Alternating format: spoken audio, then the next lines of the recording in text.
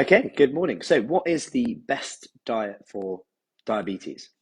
That was a question that came up yesterday, as one of the ladies actually posted a review, which I can share in the comments actually, um, about how she's put her diabetes into remission. Blood sugar levels are now normal um, through diet, exercise, um, and a few people have then private messaged and said, "Oh, what's the best kind of diet for this? What's the best thing to do?" And there is no one fix for this. Like, I'm going to go for a few different options that work, but ultimately and first and foremost, what we know is because there's different types of diabetes. So you've obviously got type 1 and type 2. Type 1, morning, Karen. The issue there is that the pancreas doesn't make any insulin. So because the pancreas doesn't make any insulin, by default, you have to get insulin into your body. And there's multiple ways people do that. Pump, self-injections themselves. Type 2, however, is a little bit perhaps different factors coming in. You could go in all day on this in terms of type 1.5, whether that's a thing. It is a thing, but how much that's misdiagnosed or not. So the issue here, in 90% of cases in type 2 diabetes, is at the actual cell, at the cell level, which is insulin resistance. So with this, your pancreas is perhaps still secreting insulin. You've got at least a basal level, perhaps a normal amount in some cases being created. However, when the insulin is released to help get the sugar into the muscles, for example, so muscle cells will need it for their energy levels, instead of it just going straight in, the cells are like half asleep. It's like having a rusty lock. Okay, so you can have all the keys you want. So your blood sugar level's high. Your body says to your pancreas, release more insulin, give me more keys, because it's high and it keeps secreting more keys. But unfortunately, the lock is rusty. So really, we need some WD-40. WD-40 can come in the form of medication, and it can also come in the form of exercise. It can come in the form of weight loss. All these things, fat loss, can help with this. So if we consider that as a mechanism right there, we've got a few different options that we can do. So number one, we know about the low calorie diet option. There's some really good research in this. In fact, I did my postgraduate research in this diet about whether people overcompensate after going on a low calorie diet. So if you put someone on an 800 calorie diet, do they do that for 4 days, 5 days, and then just go crazy after? Now, of course, some people will, and this is a very individual thing, and it does depend on this one big thing, huge thing, the level of support you receive whilst doing it. Like, if you just give someone a load of shakes or something and go, yeah, get on with it, most likely they're going to fail. Most likely they will fail.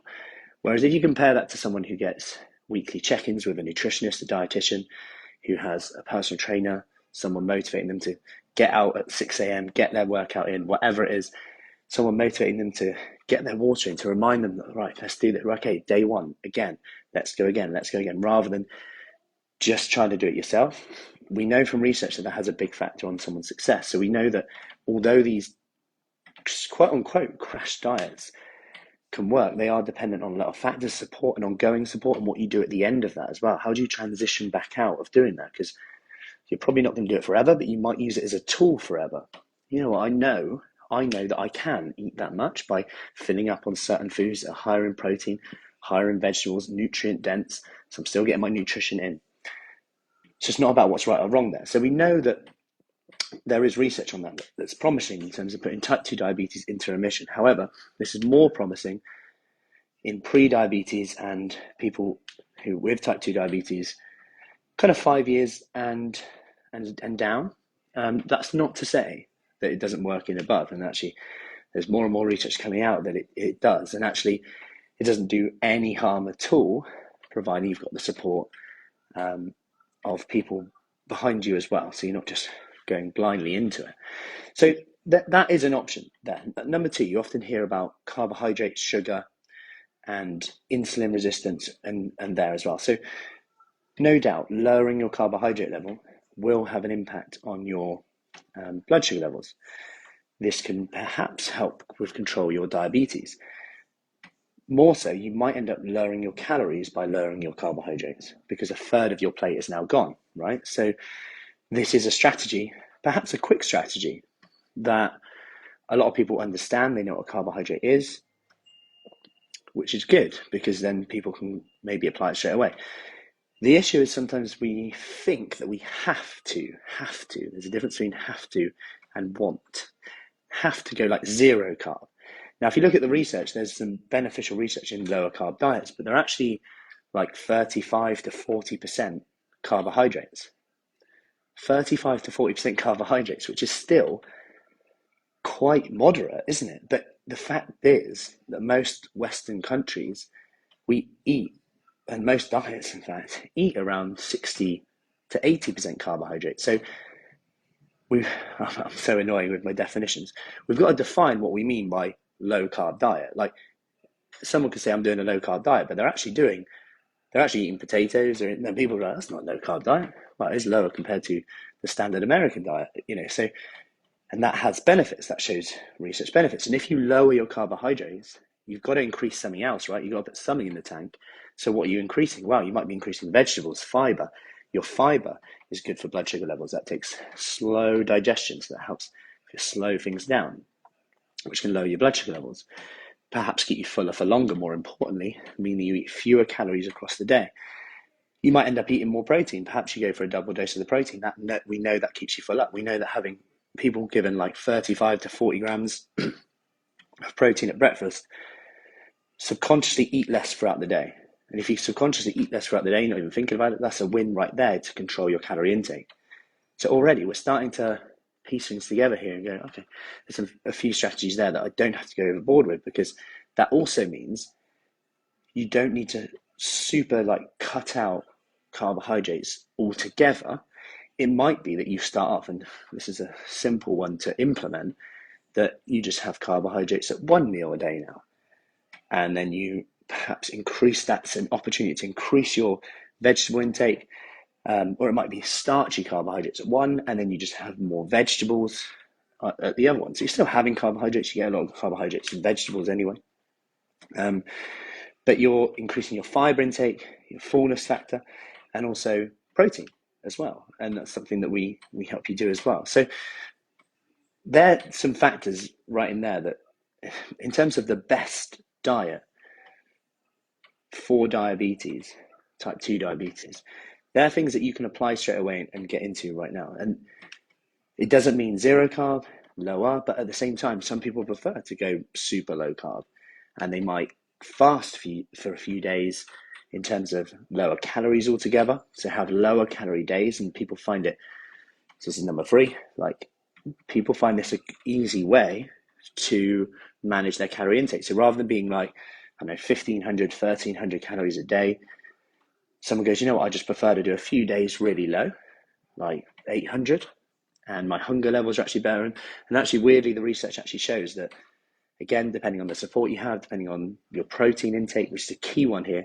people's hunger levels are actually lower and more controlled on days where they're actually eating fewer calories. And it's whether that's because they're thinking less about food, there's less to plan, less decisions to make. So it can be almost a subconscious way, especially on your busy days, perhaps.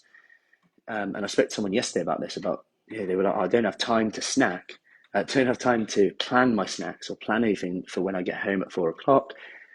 So I end up getting sausage rolls or anything that's in the fridge just there. And I know it's not great, but I keep doing it.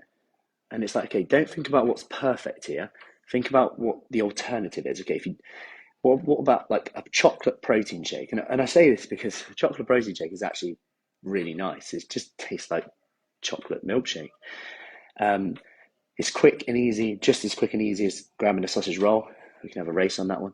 And we know we're going to get in some good nutrition with that in terms of protein. We know that's going to help get you full. And yeah, it might not be perfect. You might be saying, yeah, that's got a sweetener in or whatever, but there's always going to be something, if you compare it to a sausage roll, what's better? What's the alternative? What's going to keep you fuller? What's going to make you feel better?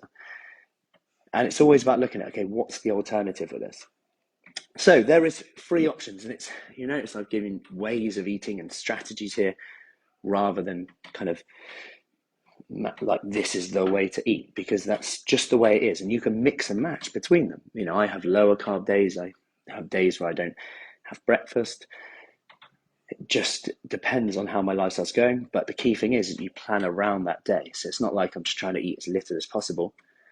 And if you have a bit of a binge eating tendency, then you probably want to make sure you are having breakfast to make sure that that tendency doesn't come in later. Making sure maybe I'll get a protein-based breakfast in, that's going to help my hunger later today. Or if I am going to fast and skip breakfast because I'm not hungry at that time, make sure you have something ready planned for, say, 11 or 10, or an early lunch. And then you have a mid-afternoon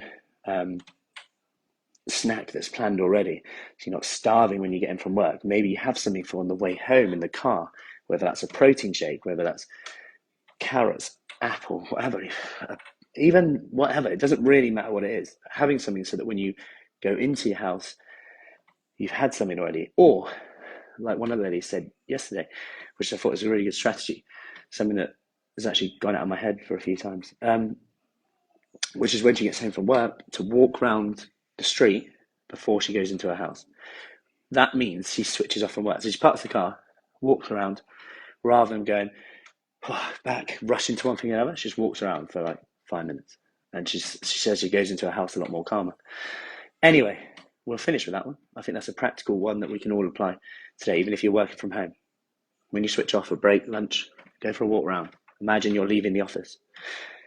We know that that helps with insulin resistance. We know that that's like the WD-40 exercise, and that brings me on to resistance exercise. I know I was going to end, but resistance exercise is so important with this, because think of your muscle as like a storage of sugar. Okay, so your muscle is like a storage of sugar. It's like a big bath. If you pull the plug, all the water drains down. That's like getting rid of all the sugar in on there. And that's like what exercise does. You're draining the bath. Now, if you compare this to having a bigger bath as well, you can fit more sugar in. Again, this is going to help with like a bit of storage of sugar, so you're not getting excess spinning over. We know that resistance exercise is very good, but any exercise is also good in terms of insulin resistance. So I hope that helps. Lots of strategies in there. Hey, Caroline. Hey, Jessica. Hey, Anne. Hey, Lisa. Hey, Teresa. Hey, Tina. If you found that helpful, do like, share it.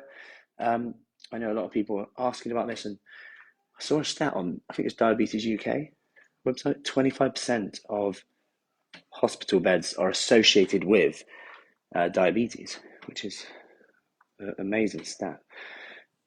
Anyway, hey, Sally. I hope that helps. Have an awesome week. Any questions, let us know, and I'll see you soon. Take care.